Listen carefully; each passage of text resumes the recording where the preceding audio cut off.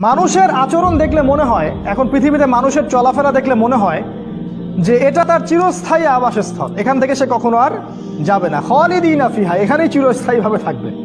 চলাফেরা দেখবেন মনে হয় যে তার সামনে মৃত্যু বলে কিছু নাই, কবর বলে কিছু নাই, হাসর, ফুলসিরাত, জান্নাত, জাহান্নাম, মিজান, এগুলো কিছুই নাই।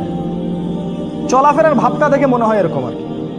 অথচ আমাদের নবী বলেছিলেন সাল্লাল্লাহু আলাইহি ওয়াসাল্লাম যে আমি যা জানি, নবীজি বলেছেন আমি যা জানি তোমরা যদি তা জানতে তাহলে তোমরা বেশি বেশি কাঁদতে, কম কম হাসতে।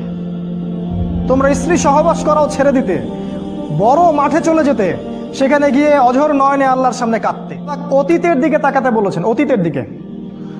এখন থেকে নিয়ে অতীতের দিকে তাকান, তাকিয়ে দেখুন প্রত্যেক যুগে যুগে যারাই আল্লাহ এবং তার রাসূলদের বিরুদ্ধাচরণ করেছিল, আল্লাহর বিধানকে পরোয়া করে নাই, আল্লাহ পাক তাদেরকে এই পৃথিবীতে টিকতে দেননি। দিয়েছেন? ফেরাউন কি এখনো টিকে আছে?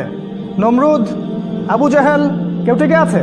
যুগে যুগে যত মানুষ হোক, সে ফেরাউন নমরুদ বা আমাদের বর্তমান সময়ের ফেরাউন নমরুদরা, এখনো ফেরাউন আছে। এই যুগেও ফেরাউন নমরুদরা আছে, আবু জাহেলরা আছে। ওই যে ভিতরের চোখ দিয়ে দেখতে হবে আর কি, বাইরের চোখ দিয়ে খুঁজে পাবেন না।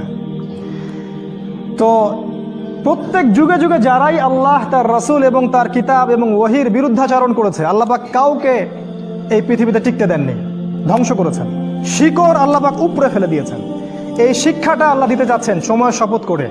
তো এ যুগের যারা ফেরাউন নমরুদ আছে তারা যেন সতর্ক হয়ে যায়। তাদেরকে আল্লাহ পাক অবকাশ দিচ্ছেন, ছাড় দিচ্ছেন। তার মানে এই নয় যে আল্লাহ পাক তাদেরকে ধরবেন না। অতি শীঘ্রই আল্লাহ পাক তাদের শিকড় উপরে ফেলবেন ইনশাআল্লাহ তাআলা, এবং পরকালে তাদের জন্য অপেক্ষা করছে যন্ত্রণাদায়ক শাস্তি। এটা একটা মেসেজ সময়ের শপথ করে আল্লাহ পাক দিয়েছেন।